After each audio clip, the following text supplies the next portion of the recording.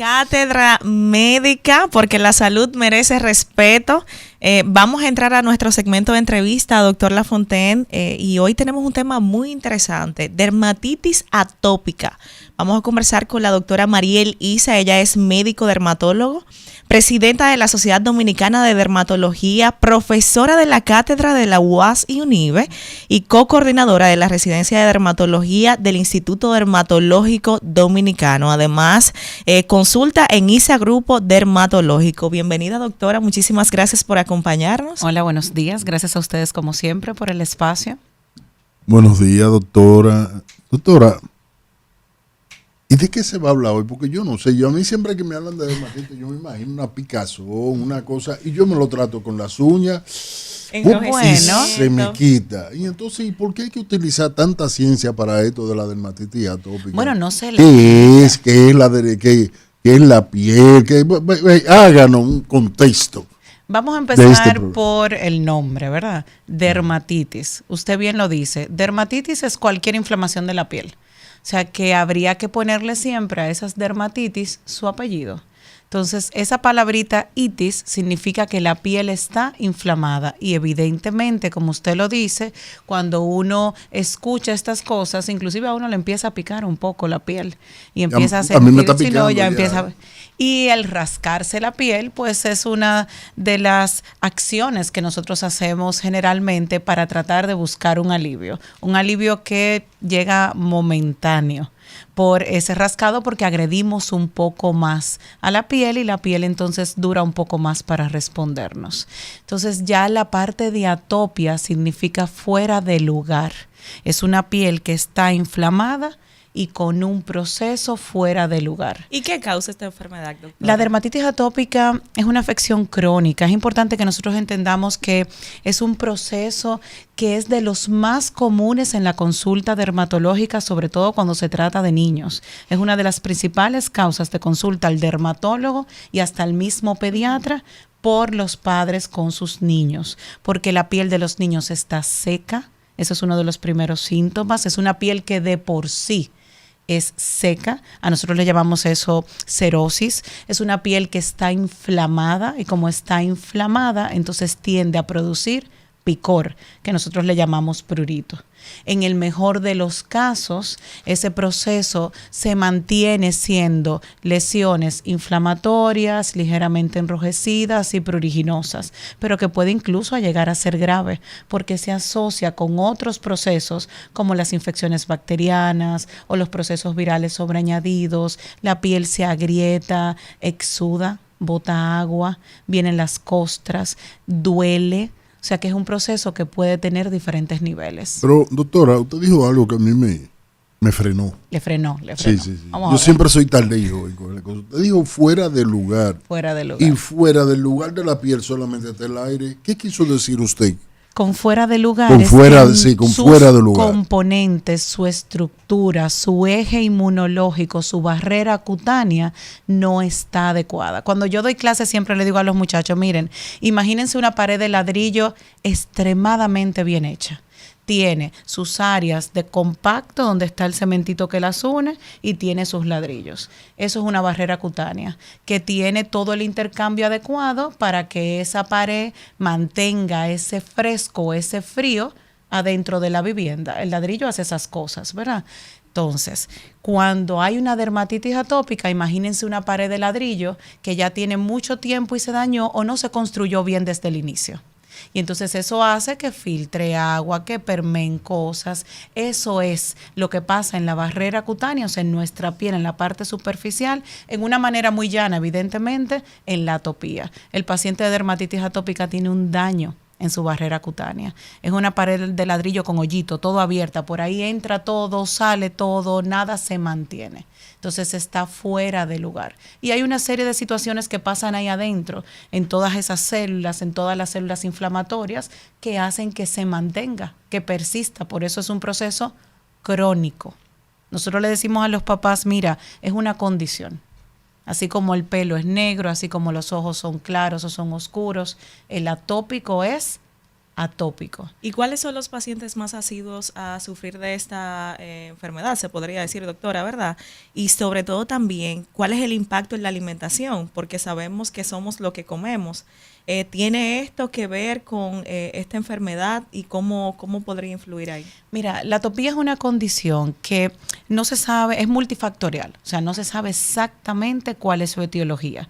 Sin embargo, sabemos que hay un componente genético importante, un trastorno que ya viene genéticamente predispuesto, que si en mi familia hay antecedentes de dermatitis atópica, de asma, de rinitis, de piel seca, pues nosotros o nuestros hijos van a ser más propensos a desarrollar el proceso o a activar un proceso, porque si es una condición que entendemos que viene más que nada genéticamente dispuesta, entonces nacemos con ella, simplemente no se activa. Por eso a veces se dice una atopía verdadera o una atopía adquirida, porque entonces hay otros factores que se añaden ahí, las bacterias, los hongos, los cambios ambientales, el proceso emocional.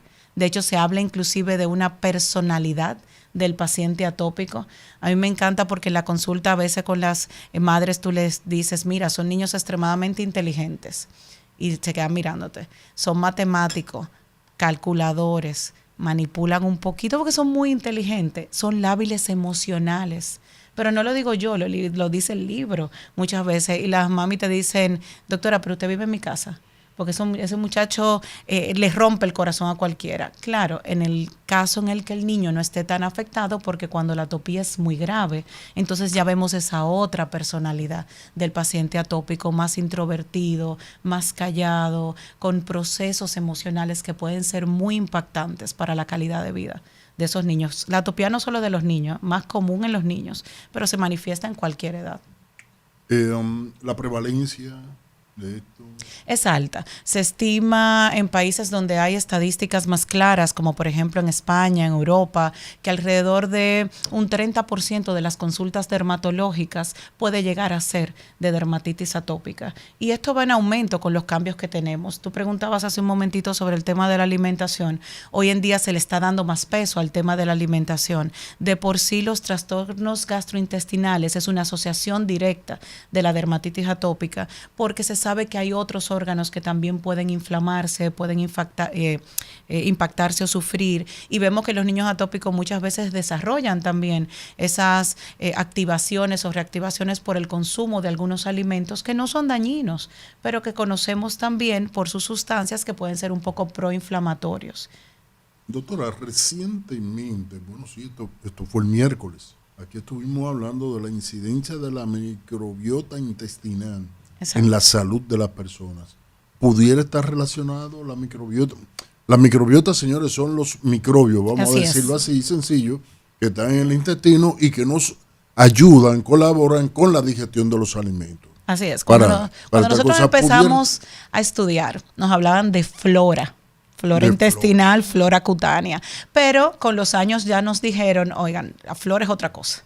Entonces, es microbiota, microbioma. Ese microbioma intestinal también existe un microbioma cutáneo y ya está más que comprobado que cuando nacemos, desde ese momento ya nosotros tenemos microorganismos que viven en la superficie de nuestra piel y que son necesarios. Hay Staphylococcus aureus, que es una bacteria muy común que nosotros generalmente la conocemos cuando nos enferma, no sabemos o no tenemos esa conciencia de que existe ahí en un balance. Hay Malassezia, que es un hongo muy común que nosotros decimos el que produce los paños, que produce la pitiriasis versicolor. Están los Corynebacterium. O sea, hay un sinnúmero de microorganismos, tanto intestinal como en la microbioma cutáneo. Y sí hay una relación directa en los estudios más recientes, y de hecho de eso se habla mucho más hoy en día como parte de nuestros simposios y formaciones. Ya se tiene que hablar de todo el tema de microbioma cutáneo y microbioma intestinal y cómo impacta ese trastorno del microbioma a través inclusive del uso de antibióticos indiscriminadamente, de algunos otros medicamentos, el tipo de alimentación que llevemos. Si ese intestino se inflama, entonces una de las posibilidades es que todos esos emisores vayan también a inflamar la piel. O si se disrumpe de alguna forma el microbioma de la piel, porque utilizamos cosas que no tenemos que utilizar, entonces también hay problemas y se activa un proceso inflamatorio. Conversamos con la doctora Mariel Isa sobre dermatitis atópica. Recordarles que si tienen algún tipo de pregunta pueden llamarnos al 809-682-9850. Con este tema de la dermatitis atópica, doctora, ¿el factor medioambiental qué incidencia tiene? Es importante también porque como los pacientes atópicos yo digo generalmente, son niños o adultos de una piel de cristal. Hay que estar adentro de una cajita, que nada cambie, que todo sea estable para que la piel no se active. Parecen como gaticos boca arriba, que cuando cualquier cosa pasa por al lado, prenden. Así mismo, es la piel del atópico. Entonces, con los cambios ambientales se sufre. Si hay mucho calor, por ejemplo, en esta temporada donde hay más calor en el mundo entero, los pacientes atópicos pueden sufrir. Hay mayor sudoración, la piel tiende a picar más. Cuando hay mucho frío, entonces, ¿qué hacen todos nuestros vasitos sanguíneos y todo el mundo? Se cierran para mantener ese calor adentro, pero entonces la piel seca más, se impacta más. Hay muchas situaciones. Ese cambio ambiental produce activación también de los procesos inflamatorios en los pacientes atópicos. Lo hacen todo el mundo. Imagínense ya en un paciente, en una persona que tenga una condición de su tipo de piel. Se puede decir, porque ya estamos hablando de ambiente. Hace un momentito estábamos hablando de las situaciones de tensión, las situaciones de ansiedad. Entonces se pudiera decir, en medicina no se puede afirmar. No se puede nada, afirmar, así es. Que el modo de vida grupal que se está teniendo, producto de la variación de la condición de existencia y la dinámica social que se está produciendo en ese sentido, no está siendo favorable para la piel de los seres humanos.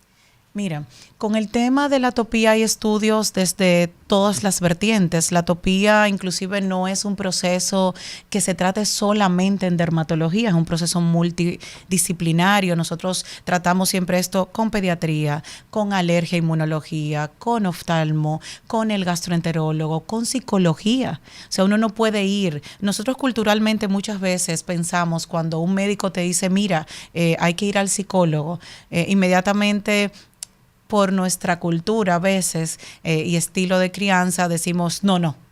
A ver, doctora. Yo no estoy loco, no me mencione eso. Te dicen, no, pero en mi casa no hay problema.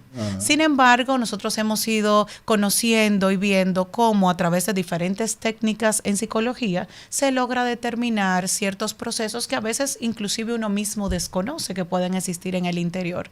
Y con todo esto que vino de el cambio, la pandemia COVID, lo que trajo, lo que produjo todo esto, y yo no sé si ustedes lo han percibido, pero andamos como un poco más agresivos que de costumbre. En vez de estar más tranquilos después de la reactivación de nuestra vida normal, entre comillas, como seres humanos hay que revisarse un poco porque yo creo que el calor se ha subido un poco más de la cuenta. Y todo eso ha traído que nosotros veamos también cierta reactivación o exacerbación de los procesos de atopía. Se habla mucho del tema de la soledad, de haber estado trancados mucho tiempo, del aislamiento, que ya de por sí muchos pacientes con una atopía muy manifestada tienden a aislarse, porque tienen a veces cierto criterio de que el otro los mira, de que el otro percibe que algo se les va a pegar.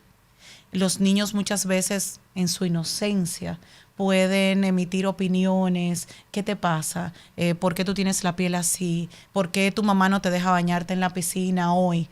¿Por qué tú estás todo el tiempo con la vista de esta manera? ¿Por qué tú no puedes ir a la playa como yo, a un traje bañito pequeño, sino que te cubren completamente? O sea, que es una situación que hay que trabajar y ese aspecto emocional es extremadamente importante. Afecta definitivamente. Definitivamente hay un impacto en la calidad de vida. De hecho, nosotros como médicos, cuando vemos pacientes atópicos, tenemos que hacer escalas, que son escalas especiales, como lo hay en otras patologías que hemos conversado aquí, como psoriasis y demás. Hay escalas, no solo para medir clínicamente cómo está esa patología, sino también el índice de calidad de vida, que es inclusive muchas veces más importante para tomar una decisión terapéutica que el índice de severidad de su clínica. Y cuando usted habla del índice de calidad de vida, ahí entra también la calidad del sueño, que es importante también. Se trastorna, hay trastornos en la calidad de sueño, hay prurito. Imagínense ustedes una piel que pica todo el tiempo. Entonces muchas veces el paciente de noche, cuando está hasta más tranquilo, que nos pasa a todos nosotros, inconscientemente empieza a rascarse.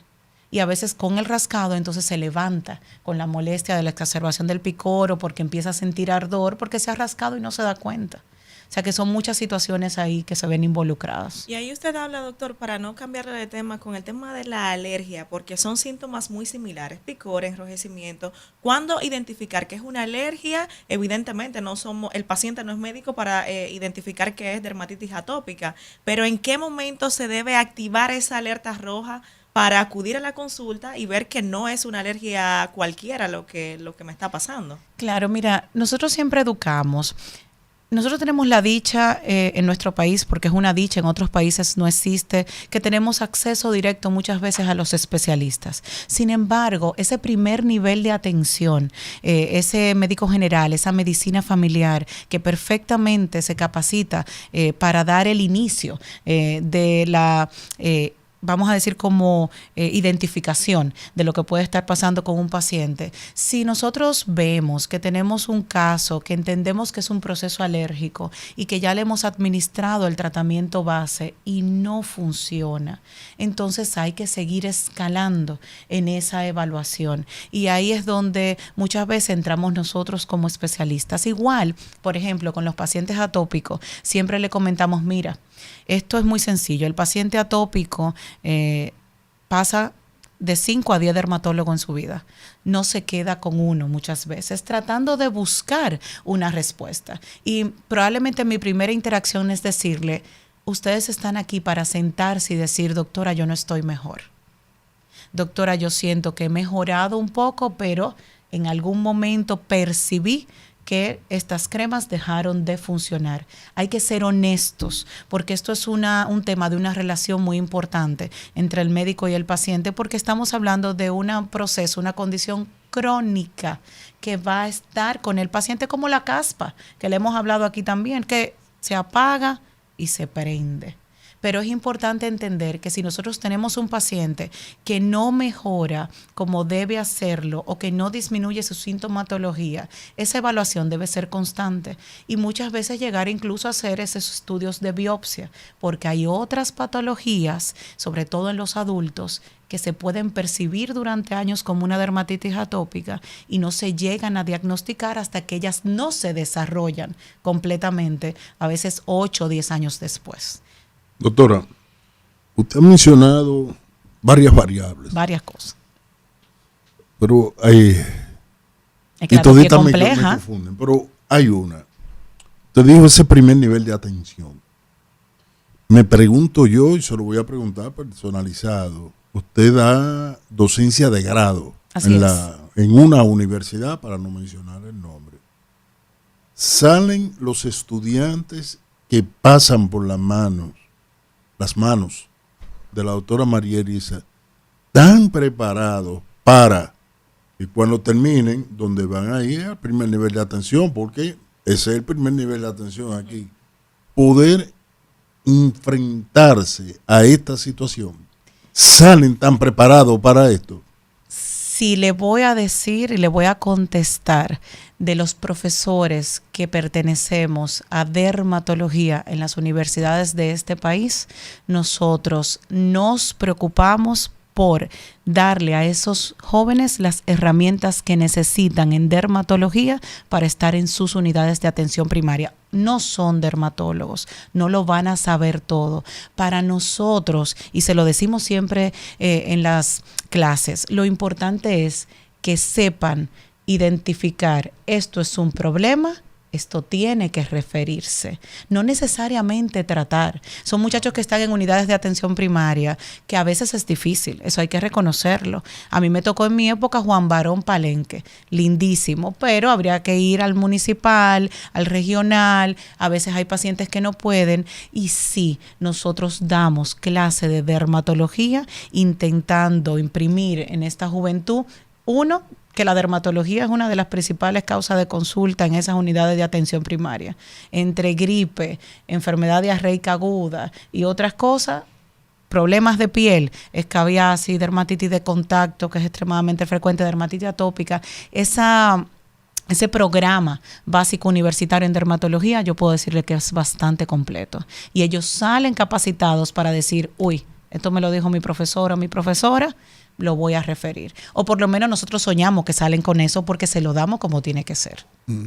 Definitivamente. Bueno, aquí tenemos también a Emily Medina, que es de la Asociación de Pacientes. Es importante tener la opinión de los pacientes en ese sentido y cómo son esos acercamientos de acuerdo a esa sintomatología de esta condición, por decirlo de alguna forma.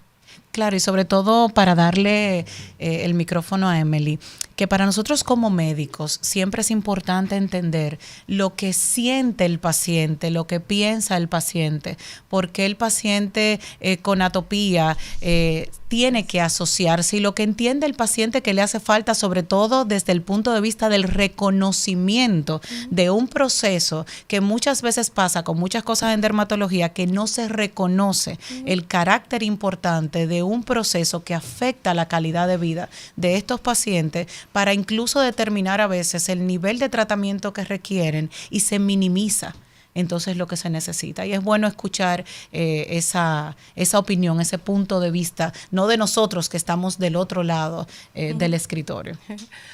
Buenos días, gracias por la palabra. Yo represento a la Fundación Nueva Piel, Funopiel. Somos una fundación que iniciamos el año pasado, pero tímidamente tenemos varios años ya trabajando con pacientes de dermatitis atópica. Tenemos una lucha porque realmente, como menciona la doctora, se minimizan los efectos de esta enfermedad que afecta drásticamente la calidad de vida desde la niñez.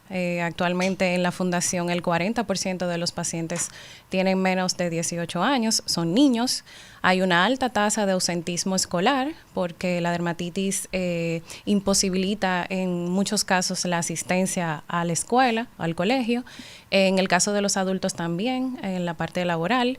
El tema psicológico también, producto del desconocimiento de la población. Nosotros queremos fomentar programas de concientización y de capacitación también para que el paciente de dermatitis tenga un espacio inclusivo en cualquier punto donde se encuentre, que este factor psicológico que afecta también la afección de la dermatitis, pues se minimice lo más posible. Y realmente queremos también que trabajar en conjunto con el personal médico y el gobierno para tener acceso a tratamientos innovadores que en este momento nosotros no tenemos.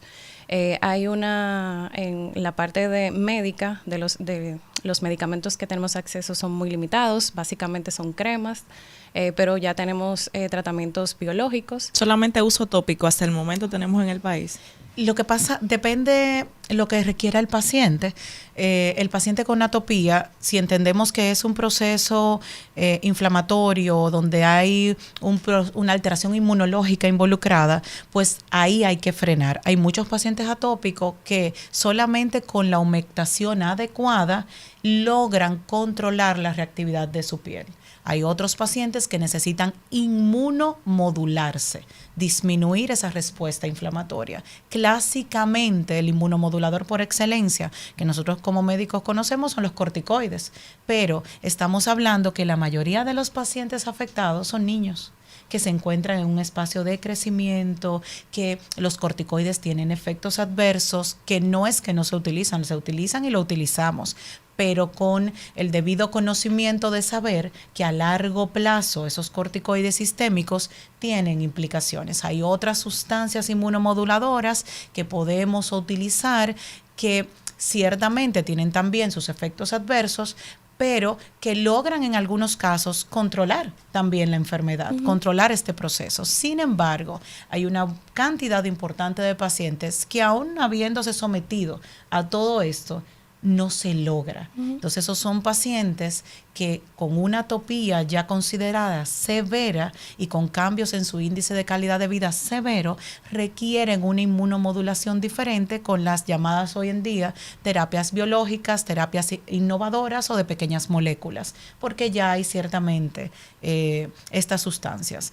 tenemos en el país estas sustancias. El asunto es que, como conversamos en otras enfermedades, como en psoriasis, en lupus, algo salió hoy en el periódico incluso sobre un nuevo fármaco para manejo de lupus, escuchamos a los reumatólogos, escuchamos a otras especialidades, tratamiento para cáncer, la terapia biológica o innovadora es costosa, muy costosa para cualquier mortal que tenga su trabajo promedio, o sea, inclusive para el que trabaja bastante bien es impactante. Hay muchas de estas sustancias que están incluidas dentro de los programas de alto costo del sistema de salud pública y es importante reconocer que están y que ahí eso es una herramienta que nosotros tenemos. Sin embargo, se lucha y se sigue luchando desde la sociedad, desde los pacientes y demás, porque se incluyan también a los pacientes de dermatitis atópica que requieran este proceso. Es una ayuda invaluable, pero hay que reconocer que a veces es necesario el uso de estas moléculas para patologías que no son reconocidas como deben ser. O sea que el medicamento está. Lo que hace falta es para determinadas condiciones de severidad ser incluido y de esa manera mejorar su calidad de vida. Correcto. Mira, una pregunta. Tú mencionaste varios niveles. Por ejemplo, si yo te preguntaría a ti, ¿cómo se manifiesta la poca solidaridad social, el poco apoyo social frente al paciente con dermatitis atópicas? Normalmente te refieren a un dermatólogo que ellos consideran que te puede curar, pero realmente, como mencionaba la doctora, es una enfermedad crónica, no tiene cura. Y en sentido general, recomendaciones, pero que... ¿Excluyen? ¿En algún momento se han sentido excluidos de la sociedad por esa condición? Sí, totalmente. Y preguntan mucho qué pasa, cómo tú puedes mejorar, entienden y asumen que quizás es un descuido, mira, hidrátate, no saben el proceso que uno tiene que agotar en su casa, una rutina para hidratar la piel, que el cuidado va desde una crema emoliente para proteger la piel y crear esa barrera que mencionaba la doctora que nosotros no tenemos, el no uso de jabones convencionales, por ejemplo, en un aceite limpiador.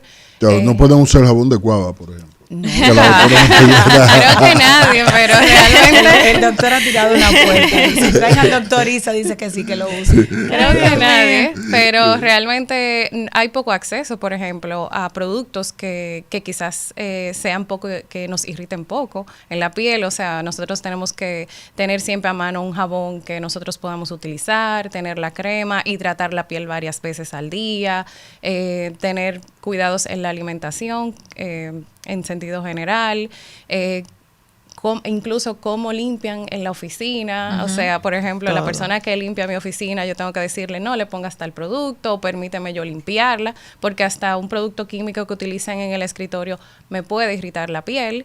Entonces la gente no lo entiende porque asumen que es una alergia temporal, quizás tildan a uno de ñoño algunas veces por el cuidado que uno tiene, no puedo tocar esto, también se entienden que uno exagera cuando... Se les resta importancia. Se le resta mucha importancia. Cosas tan sencillas como tocar algo cítrico, el perfume, en mi caso, que tengo ya otro tipo de comorbilidades, o sea, se habla ya de la marcha atópica, que cuando se representa la dermatitis... La marcha atópica. ¿Qué consiste? Bueno... La marcha atópica es todo ese proceso que lleva el paciente de dermatitis atópica, donde va desde las afecciones, como bien la mencionaba ella, las emocionales, las gastrointestinales, las oftalmológicas, es todo un eje de un paciente se ve afectado. Entonces, todo ese proceso se llama marcha atópica. Y se pueden ir desarrollando otros tipos de comorbilidades asociadas. Como asma, en mi caso dermatitis de contacto también, y todos esos elementos combinados con factores externos, pues afectan considerablemente la calidad de vida. El factor sueño, que es muy importante, yo considero que el 100% de los pacientes tiene trastornos del sueño, porque en la noche normalmente siempre uno siente mucha picazón, cualquier actividad que uno haya desarrollado en el día se manifiesta más en la noche, pero también, retomando un poquito el tema de los tratamientos, los doctores nos acompañan con otros pilares como antihistamínicos, esas cremas emolientes, que también nosotros queremos o nos gustaría que se incluya como parte de las coberturas de las ARS, que ahora mismo lo ven como un uso cosmético. Dermatológico. Así es. O sea, casi nada dermatológico desde el punto de vista de lo que se requiere para humectar la piel, para mejorar la piel, es cubierto. Claro, hay escalas en los seguros, eso nosotros lo sabemos, pero en el sistema básico, en ese plan básico, la dermatitis atópica, que lo que lleva de inicio son estas sustancias, cremas, lociones, leches, emolientes, hidratantes, deberían ser tomadas en cuenta si el paciente tiene un diagnóstico realizado por un especialista. ¿Cuáles son las escalas Las escalas de la atopía. de la atopía? De la atopía. Mira, la atopía clínicamente, vamos a decir lo más fácil para los pacientes, las personas que nos están oyendo y puedan decir, mira, esto parece una dermatitis atópica. En los bebés se divide a veces por edades. En los bebitos se empieza a presentar la atopía muchas veces con alteración a nivel de los cachetes. Se ponen los cachetes rojitos, húmedos, descamativos y su piel seca. En los pacientes que van desde los 2 hasta los 12 años, entonces estas lesiones se desarrollan en las zonas de flexión, se desarrolla en lo que nosotros le llamamos ese espacio que hay en la unión y otro de la extremidad superior y la extremidad inferior detrás de las rodillas. Y eso es de libro, ¿eh? Uno ve 2 plaquitas rojas ahí en los huequitos cubitales y 2 plaquitas rojas detrás de las rodillas. Y a veces el paciente va por lo que está aquí arriba y tú le dices, ¿qué está atrás de las rodillas? Ah, sí, también, doctora. Doctora, perdón que le interrumpa. Sí, Interrumpa. Acá tenemos una llamada. Buenos días. Se nos cortó. Bueno, tenemos un corte comercial, Isidro, y al regreso continuamos conversando con la doctora Mariel Isa, médico dermatólogo, sobre dermatitis atópica. Un tema muy importante. Ya regresamos.